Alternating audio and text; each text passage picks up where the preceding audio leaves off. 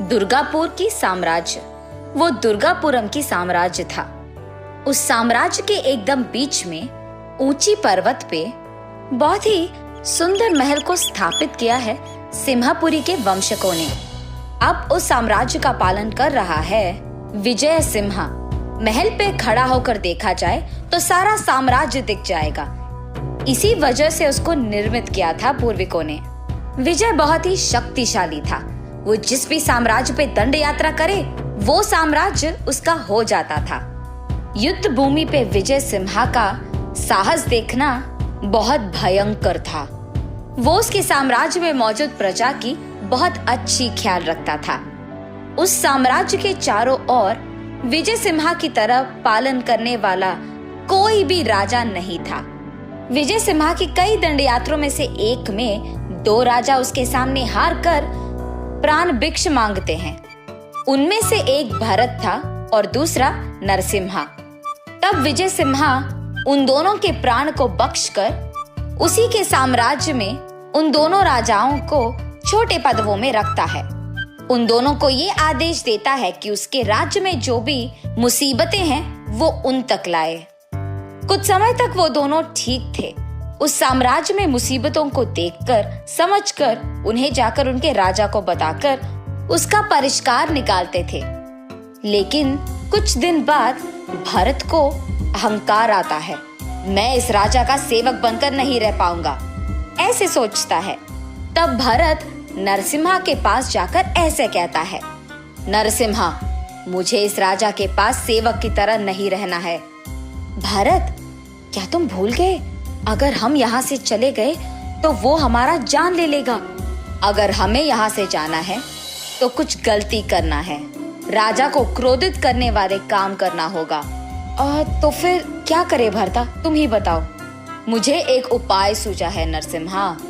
ऐसे नरसिम्हा को उसका उपाय बताता है भरत। उसके बाद एक दिन जब राजा साम्राज्य में नहीं था, वो दिन देखकर उनके योजना को लागू करते हैं ये दोनों।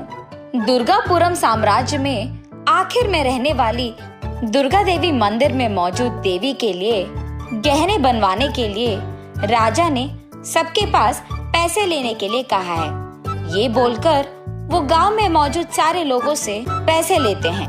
भरत और नरसिम्हा प्रजा से ये कहते हैं कि वो दोनों खुद इन गहनों को बनवाने के लिए जिम्मेदारी ले रहे हैं। भरत उन गहनों को रागी से बनवाकर उन पे सोने का रंग लगवाता है।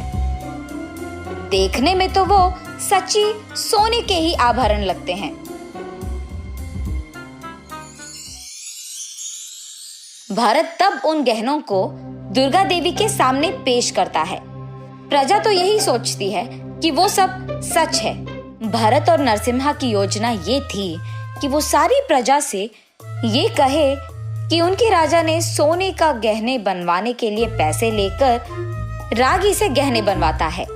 इसी कारण वो ये प्रजा से कहलाना चाहते हैं कि उनकी राजा ने उनको धोखा दिया है। और ये भी कि बहुत पहले से बहुत बार राजा यही करते आए हैं। प्रजा की संपदा का वो मजा ले रहे हैं, ये कहलवाना चाहते हैं। इनके बुरे विचार तो ये थे कि प्रजा में राजा के खिलाफ जहर भरे।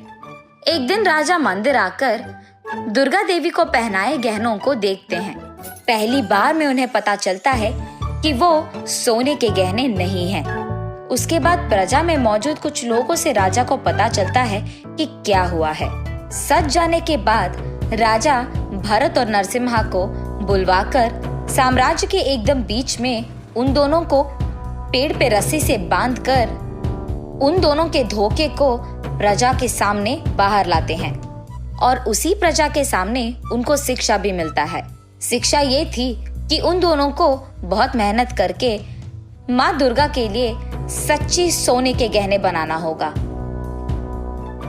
ऐसे बहुत दिन भरत और नरसिम्हा उसी साम्राज्य में बहुत मेहनत करके माँ दुर्गा के लिए अच्छी गहने बनवाते हैं। और क्योंकि विजय सिम्हा दयालु था, वो इन दोनों की पहली गलती को माफ करके वापस उन्हें अपने आस्थान में लेकर हमेशा की तरह उनको साम्राज्य की ख्याल रखने कहता है। लेकिन ये दोनों अपने दिमाग में राजा के खिलाफ जहर भरते हैं कि उन दोनों को प्रजा के सामने पेड़ से बांधकर अपमान किया था। उस अपमान का सहन ना कर पाने के कारण भरत और नरसिम्हा दोनों राजा के कत्ल करने की सोचते हैं। लेकिन विजय सिम्हा पहले से ही होशियारी से 2 गूढ़ाचारियों को उन दोनों पर नजर रखने के लिए कहता है। इसीलिए वो दोनों गूढ़ाचारी इन दोनों के बुरे विचार के बारे में राजा को कह देते हैं और विजय सिम्हा क्रोध में इन दोनों को एक सबक सिखाने की फैसला लेता है।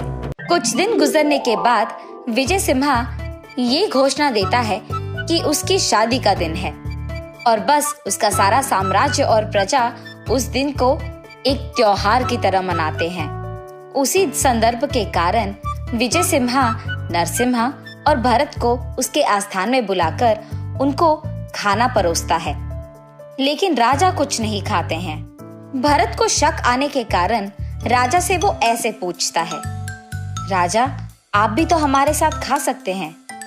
नहीं भरता, वहाँ रानी मेरी इंतजार कर रही है, तुम लोग खा लो। ये बात सुनकर वो दोनों वापस खाने लग जाते हैं। विजय सिन्हा उसमें नींद की गोली मिलाते हैं और इसी कारण खाते खाते ही भरत और नरसिम्हा बेहोश हो जाते हैं। जैसे ही वो आंख खोलते हैं वो अपने आप को साम्राज्य के बीच पेड़ पे पाते हैं और उनके सामने राजा क्रोधित होकर बैठे हुए होते हैं। उनको देख ये दोनों राजा हमें माफ कीजिए ऐसे विनती करते हैं। तब राजा, मैंने तुम लोगों को बहुत मौके दिया है, लेकिन तुम लोगों ने मेरी कत्ल करने की योजना की, अब मैं तुम्हें माफ नहीं करूंगा। ये कहकर विजय सिम्हा उन दोनों को एक बड़े पत्थर को उनके पीठ पे बांधकर सारी जिंदगी उनको कारागार में रखने की आदेश देते हैं। अब से अगर मेरे साम्राज्य में किसी ने छोटी सी भी गलती की तो उनको ऐसे ही शिक्षा मिलेगी। ये कहकर वो अपने घोड़े पे बैठकर गुस्से में वहां से चले जाते हैं। इस कहानी का नैतिक है बदलाव।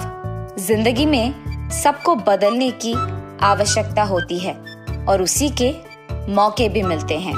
अगर हम तब भी नहीं बदले तो कहानी खत्म हो जाती है। इस कहानी में भरत और नरसिम्हा को एक मौका प्राणभिक्षा के रूप में मिलती है, लेकिन उन्होंने उस मौके का फायदा उठाया, इसीलिए अंत में उन्हें शिक्षा ही मिली है।